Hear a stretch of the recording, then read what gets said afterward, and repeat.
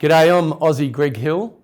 I'm the lead sound designer here at iRacing, and you probably know me as the spotter. They say you cut the course, you'll have to slow down and give up the time gained.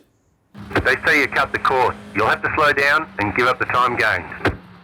Yeah, so after we put together some vehicles in the first iteration of the iRacing title, we really seriously started working on how we could improve the sounds, and we were using the old direct sound API, but all along the audio was connected directly to the physics at all times. So all the amplitudes and the dynamics and forces and power and those sorts of physical parameters go straight to the audio, and it makes it a really dynamic experience. So I like to think of it as I build the musical instrument that makes the sounds, and the physics are the hands that play that musical instrument.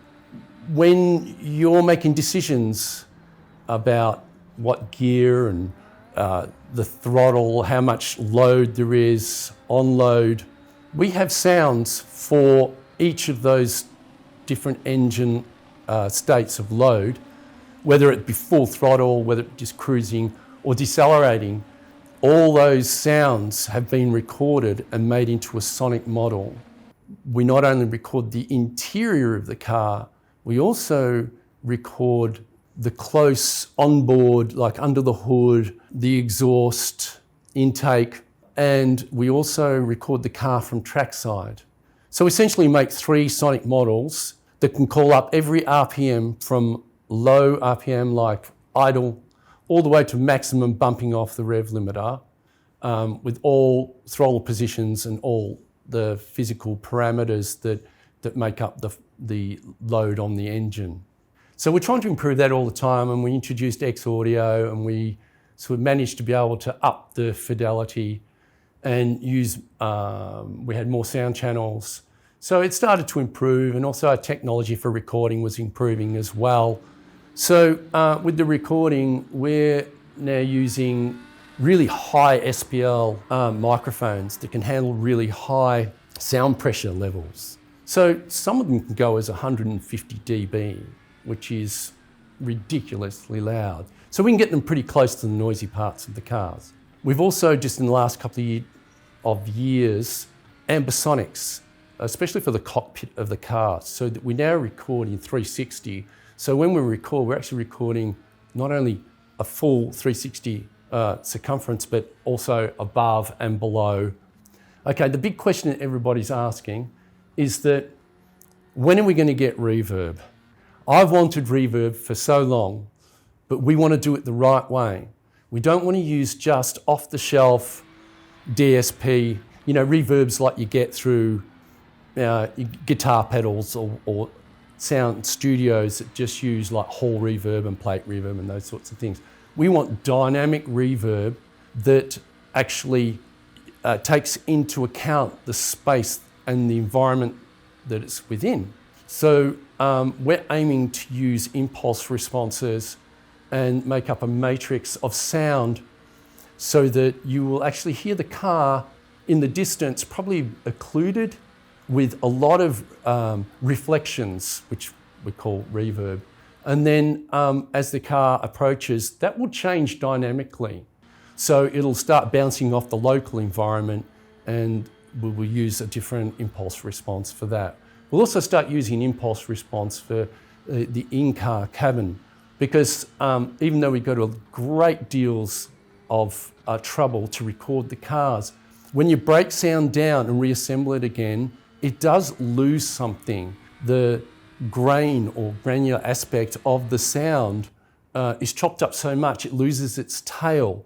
So what we're going to do is we're going to start using impulse responses so that the actual car interior resonates with the sound of the car. Now there are some other studios that are doing this, but we want to model every single car accurately using impulse response pings. So hopefully we'll get that within the next couple of years. I'm not promising, I'm not saying soon, but we have a new hire. He's called Blaine, and he's an absolute blessing. He's like light shining down on me at the moment, because we're going to move audio into its own thread.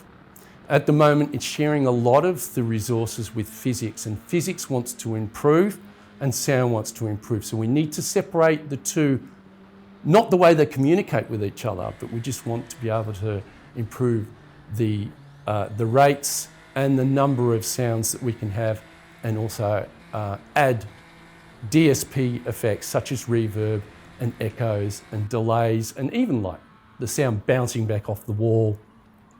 We want to do it the right way, not just some canned parameter. You get close to the wall, you get this chorusing effect or some sort of echo delay. We want it so that as you get closer to the wall, that measurement is taken into consideration, and also the amplitude is taken into consideration. And you might be next to a wall, but the car might come between you and the wall. So it gets occluded even more. So these are the types of things that we're aiming for. We want to make this as realistic and as dynamic as possible. But at the moment, I think we've set our goals beyond the capacity of the sim to do it, but we are working on enabling those things to happen. Right, I better just take a break for a second. Take a break. I'm sure you've got plenty there to chop up. Hey, I'm Blaine Wood. I am the audio systems engineer for iRacing. I recently joined last year and am super excited to add some more technical features and frankly make Aussie Greg's life a little bit easier. Yeah, so I want to talk a little bit about where we're at as far as the sound goes in iRacing and some of the challenges that I'm working through in order to give you what you really want, reverb. So as it is right now, currently the entire sound processing system lives in the same place as the physics engine. And so any extra computation that we give to sound takes away from the physics, and our physics is getting more and more realistic and more high fidelity every single release. And so adding in extra sound computation just detracts from that. So my first challenge that'll be coming up this year will be separating and isolating the sound system to run on its own thread. And that will give us the ability to tap into the other cores that you have on your awesome rigs, and we can give you better sound. The other thing that I've got on my plate is adding in all of the features that we have with direct sound in a native Windows functionality. So what that will mean, some of the reasons that we don't have that now, direct sound provides us with all of our microphone inputs, and X Audio doesn't support input at all. So any voice chat capabilities will need another solution if we're going to graduate from direct sound onto another SDK. So shortly after I finish the threading, we'll be looking at moving some of those features into the Windows Core Audio libraries and using those directly. And that will open up a lot of features, because honestly, we're at direct sound's limits right now. If you've been racing in the rain with direct sound, you're missing a little bit, because I wasn't able to put all of those rain sounds on the direct sound channels. We've run out. And so if you want the full rain experience, move over to X Audio. So moving toward X Audio, moving toward Windows Core Audio, we'll be able to tap directly into the Windows interfaces and bring you higher fidelity sounds as well as more processing, which kind of brings us to reverb. Reverb is on my mind all the time, and we want to do it right. We want to do it kind of like we treated rain. We don't want to just slap plate reverb or pipe reverb and let that sing and shake things a little bit. We want to have it be as realistic as possible. So I'm looking into different ways that we can model the sound propagation throughout the track, and we can give you the appropriate reverb whether you're going through grandstands or driving along an open straight.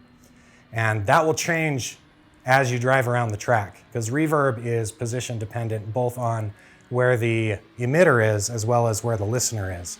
And so as you drive around the track, that's a different reverb for every spot that you're in. And so we want to do that right. We want to give it justice and really give you a realistic experience with reverb. And so that will come down to modeling and adding in acoustic information to the different materials that are involved in the tracks. So we'll be telling the grandstands, hey, you're made of metal or wood or concrete. We'll be adding information about the surface acoustically to the grass, the asphalt, so that the appropriate amount of sound is absorbed into those materials as well as reflected and diffused. And it's going to be a big project, but I think it'll be amazing. So another thing that we're looking at is our voice chat quality. I'm a gamer, I like to play games, and I realize that having good communication with your group, your friends that you're playing with, it's important. You want to be able to hear them, you want to be able to hear them clearly.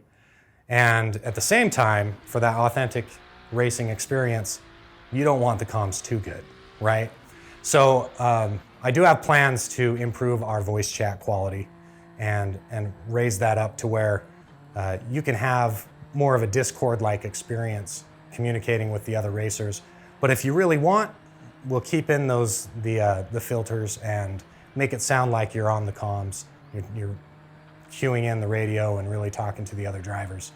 But yeah, so we want to give you guys the choice whether you want the more authentic experience, making it sound like the other drivers are on comms, or if you'd like a little bit more voice quality so that you can understand what the other drivers are saying. Language can always be a barrier, and having that extra fidelity can sure come in handy. So voice chat is definitely something I've got on my list that I'm working on, and we want to raise that up. Another thing that we're thinking highly about is the UI sounds. iRacing is a little bit silent until you get into the game. And there are some features coming out and things that are planned that could really use some extra pizzazz with the UI. So we'll be looking at the UI in general, because the UI sounds don't exist as of now in iRacing. And so we'll be adding some infrastructure and architecture into the system to make that a possibility and let our wonderful sound designers have a playground to have some fun with and make things a little bit more shiny for you guys.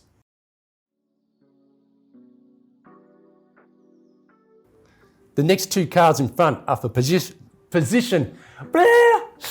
The next two cars in front are for position. That's a mouthful, that one. You'll have to stop for more fuel before the race is over. Oh, let's see what else there is. Have you ever heard that? We need to change the tyre compound during the race, or else we'll be disqualified. You have actually heard that, have you? Clear on the right, clear on the left, stay high, keep high, say hi. There are so many, it's insane. You've read them all. Yeah. At some point. You've been disqualified for cutting the course. You've been disqualified for ignoring the black flag. We're done. Get going. I can't believe you're making me do this. Your car's got too much damage. We've got to fix it. I don't understand this lucky dog stuff. Because you're the lucky dog, you will be held at the longest line. Oh, at the end of the longest line. Because you're the lucky dog, you'll be held at the end of the longest line. I have no idea what that means. You've upset the officials with your slow driving. Your lap times will be deleted until you reset the car and try again. I can't even remember saying that as a spotter. What the heck? Now you've done it. You were too... Hang on, wait. This is a classic. Now you've done it. You were too far off racing speed. I've lost my spot. This is so small. Have we got enough? That's enough. Oh my God. Here you go.